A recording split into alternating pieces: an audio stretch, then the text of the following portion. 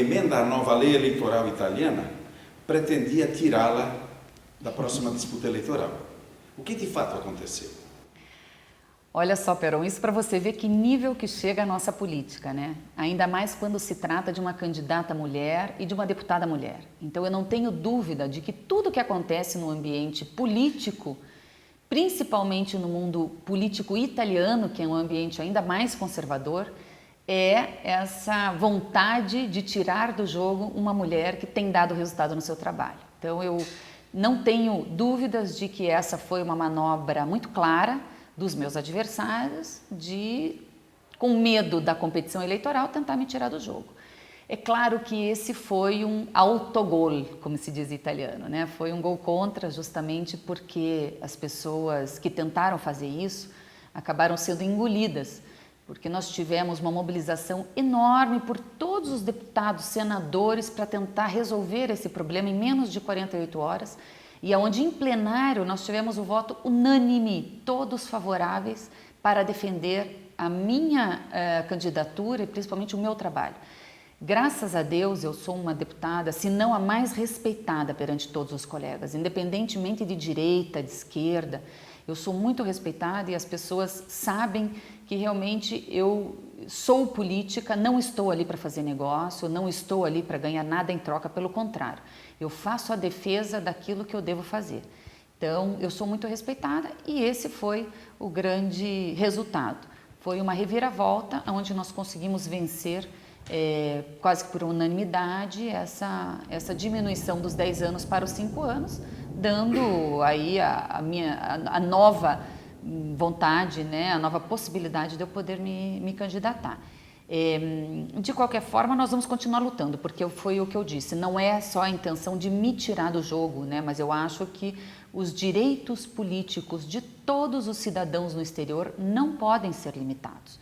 Nós estamos falando que abrange uma questão de direitos humanos, quando toca os direitos civis e quando toca os direitos públicos.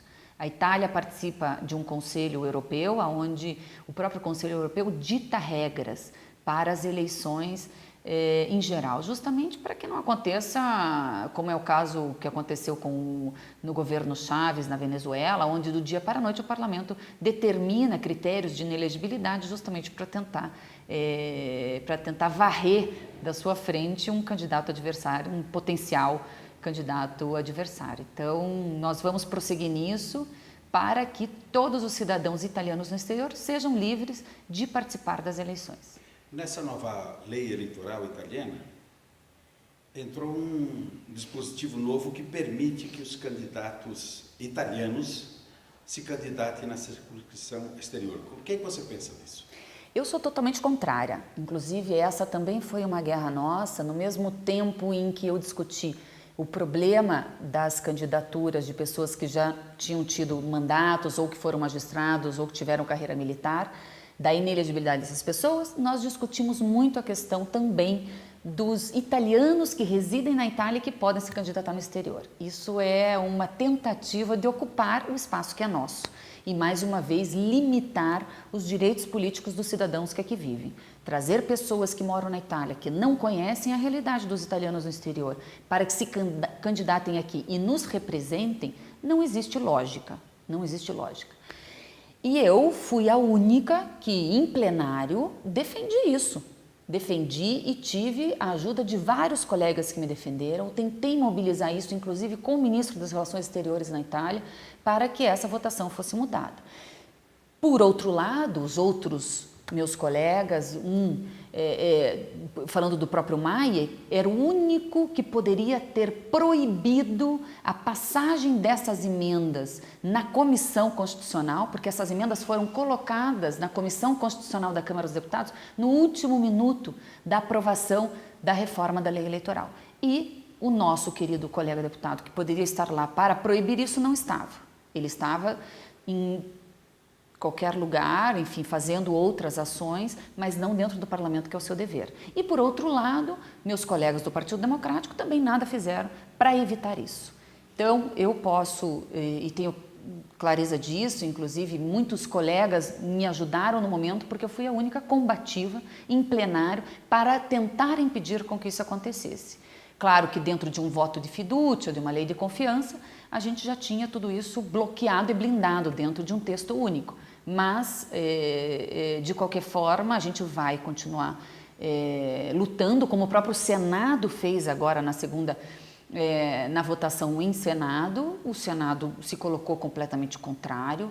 Vários colegas se colocaram contrários a essa questão de italianos poderem se candidatar no exterior, e a própria imprensa, né, foi motivo de muita polêmica realmente na imprensa italiana para que isso não acontecesse. E esse item, inclusive, tiveram várias emendas propostas, né, vários senadores propuseram emendas e que acabaram não indo a plenário, não sendo discutidas para o texto, justamente porque o texto chegou pronto da Câmara e foi o que eu disse, o único momento que poderia ter sido evitado foi na Comissão Constitucional da Câmara.